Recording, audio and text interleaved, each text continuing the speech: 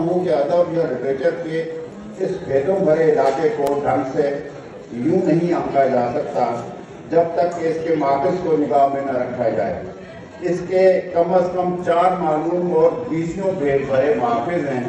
ہم معلوم ماخذ کی بات یوں کر سکتے ہیں: نمبر 1، وراثت میں ملی ہوئی یادداشت۔ نمبر 2، زندگی کے مشاہدات اور تجربات۔ نمبر 3، فرد کا ذہنی میدان اور اس کا ہرا بھرا تخیل۔ نمبر 4، مطالعہ، ہمجد مطالعہ اور مسلسل مطالعہ۔ خواتین و حضرات، گنوانے کو میں نے ادب کے تخلیقی عمل کے 4 مبادیات یا منابع گنوا دیے ہیں، لیکن غور کریں گے تو یہ ایک دوسرے میں تحلیل ہوتے چلے جائیں گے۔ وراثت میں ملی ہوئی یادداشتیں یا رفتگان کی زندگیوں کے تجربات ہم تک اس علاقے کی مادری زبان ہی کے ذریعے پہنچتے ہیں۔ دیکھا گیا ہے کہ ہماری اپنی زندگیوں کے وہ تجربات ادب کا غالب حصہ ہو جاتے ہیں جو عمر کی پہلی 2-3 دہائیوں میں ہم حاصل کرتے ہیں۔ یہ زیادہ تر اس ماحول سے اخذ شدہ ہوتے ہیں جس میں لکھنے والے کی مادری زبان کا چڑھن ہوتا ہے۔ بعض اوقات لکھنے والوں کا مقدر نقل مکانی یا ہجرت بھی ہو جاتی ہے۔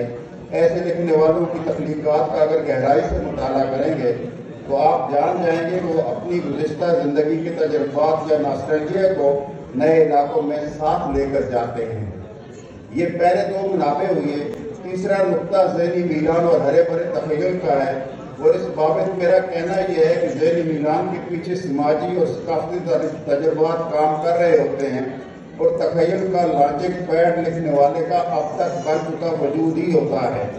ادب کا آخری وسیلہ مطالعہ اور ہمجد مطالعے کا ہے، جو لکھنے کے مختلف قرینوں کو تجربات کو سامنے لا کر رکھ دیتا ہے۔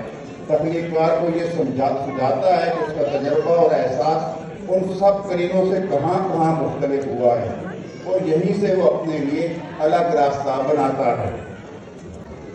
یہی مجھے اصرار ہے کہ یہ مختلف راستہ صرف اور صرف جن وسائل کو کام میں لا کر اختیار کیا جا سکتا ہے، احساس کی وہ سطح جو اس کے اہل گہرے لوگوں کے تعلق اور مادری زبانوں کی عطا ہوتا ہے۔